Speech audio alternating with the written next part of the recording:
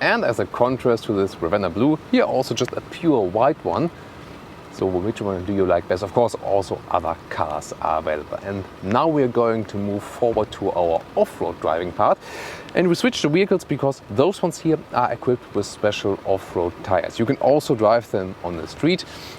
Otherwise, it would also not be possible that you got the normal registration in the front. But if you take a closer look here very soon at the tires, you can see that they are a little bit higher in the profile. And there's also some more interesting thing here to see in the rear.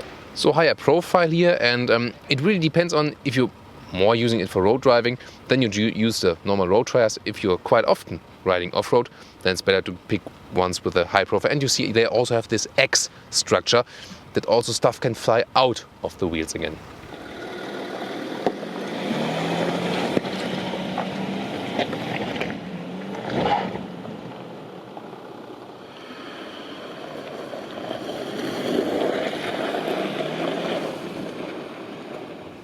And now let's start our off-road ride. As I said, we just have other tires mounted, everything else is the same.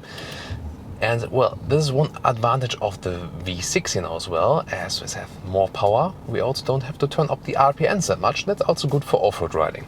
We now pick the off-road mode. That activates the hill descent control. Works from 2 km an hour until 30. And if you just leave the foot off everything, then it gets activated in the off-road mode just. And if you want to roll down the hill a little bit faster, then just press the throttle gently, and if you want to go slower again, the brakes. So it's a good solution. You can compare it to the Land Rover one, for example. There you can set the speed at the steering wheel, but here also with brake and throttle works as well. Starting here with some rocks on the ground, see we get shaken around a little bit, but what I'm feeling already right now, wow, the suspension is really soft for the off-road riding, and so it doesn't feel rough at all. So it was already rough terrain and was really feeling, you know, like riding almost with the air suspension, but it's not, of course. Here, first uphill, looks very steep, really. You almost see a wall, and see, we go up like 2000 RPM. That's totally enough. Wow, masses that very well. And here you can see I can now very well steer in off-road. That's maybe good that I don't have like this extreme turning angles, because if then the steering wheel at an obstacle gets, you know, drawn around, then like this is not turning the wheels totally, it's just slightly. So for off-road riding it's better. Now first descent, still get my foot on the brakes, and now I'll release my foot and see, nothing is happening. I'm just rolling down the hill very, very slowly, just like 2-3 kilometers, very, very slowly. Does that very well. And if I want to roll down faster, I hit the throttle just a little bit, and you see that the speed is increasing just a little bit. So you can, if you're very gentle with the throttle, then you can control that very, very well. Quite convinced of that solution as well. First was thinking, well, better with the Land Rover because you can set the descent speed at the steering wheel. But here, I think they've also found a good solution just using it with the foot as you're normally used to. Now very steep hill, and also with some loose rock surface. Again, I'll go about 2000 RPM.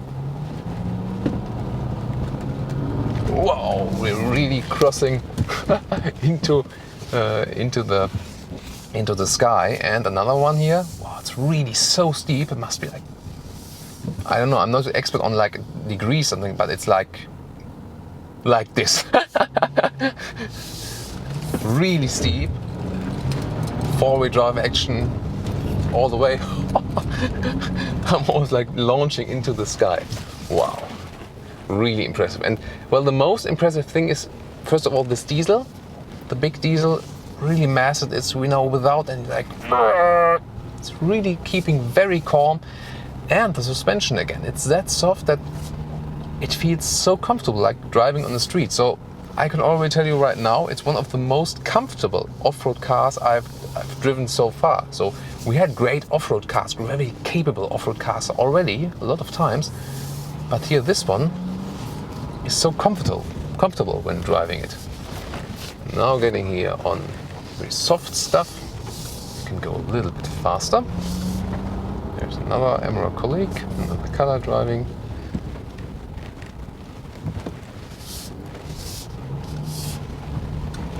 So, and heading to another descent where we have very soft ground. And this will be interesting now as well, because here the hill descent control can really also work together with this off-road anti-blocking system. And that means that now, when it's very loose ground here, that in front of the tires, you know, there's a small hills get built that also reduce the speed of the car when rolling down. That's also an important factor. Again, here you don't have to be an off-road expert. When the hill descent control is active, you see here, I can lift my foot off. And now if I want to go fast at the lower part of the hill, just press the throttle a little bit, and I can go like 15 kilometers an hour. Also here, for example, this corner, I cannot get around it in one turn with the automatic gearbox, reverse gear. Also when you're like at uneven ground, rear view camera, I can see that I don't touch the rear berm. And to the front again, easy steering. That's also a big advantage. And well, some pure off-road experts or guys want to have the manual gearbox and off-road reduction. But here also with the automatic gearbox, it's so easy to do it, especially if you go back and forth. And you can easily get the car under control. That's absolutely no problem then. So getting now up, we can go faster here. And now it gets really rough. That's interesting. Look at maybe just if you do wobbling around, but again, really fun stuff. You know, I'm also an off-road guy, more like at two wheels, but it's always a lot of fun doing that here. And even here, tricky situation, I have to go back again, looking at the rear view camera, also going up, because with the automatic gearbox, you don't have to be afraid, you know, with the clutch and stuff, you cannot roll back or forward. Not much is really happening there, so you're always quite safe with that. So we have to wait just a minute that we can go to the next passage. We'll be right back for you.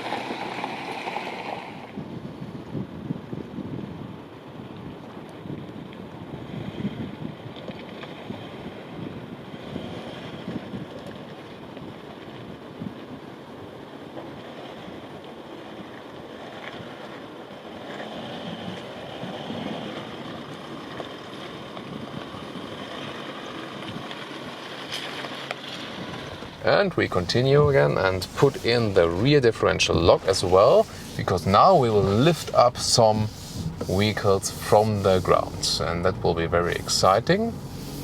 Always looks very spectacular, of course, when some wheels are lifting up from the ground. So let's go here. Now we have to go slow that we don't get any ground damage. Right here, and very slowly again. Straight, and you see like this, another wheel in the air, and we're switching the wheels up, and you hear it also that some of the tires lose traction, but wow, that's really impressive that the car's handling that. So taking off the rear differential lock again, now we can move freely, because when we here now, for example, again in the corner, then it's better if the rear differential lock is not in place, because in the corner, of course, the speed of the tires is always different. I think you feel that I really like off-road riding, especially now when it goes a little bit faster. Now again, an upper section with some loose stuff.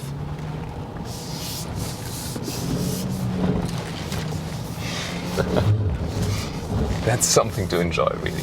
And again, how easy this car is to steer. I mean, it's not a short car, And I somehow feel it's easier to control than some of the smaller cars we've driven before, but that might also just be the reason because those small cars were not that off-road capable. So let's go a bit faster here now. See, this off-road gear also doesn't allow so high speeds in general, doesn't have to be as well. Like here again, when we got loose stuff, like sand, a little bit of gravel on the road. And let's see if we can make this corner in one turn. Does that work? I think so. Yeah, that should work. Just slowly, nothing is happening. And there it is. Are you enjoying this off-road ride with me? Extensive off-road riding part, I know you like that, guys. So you see also in off-road mode it's kept in low gears always, that the engine brake can be used. Now we are the car shifter, but I can also control it, for example, at the steering wheel with the shifting pads here. And now we go sideways. Put the car sideways that we can look out of the window.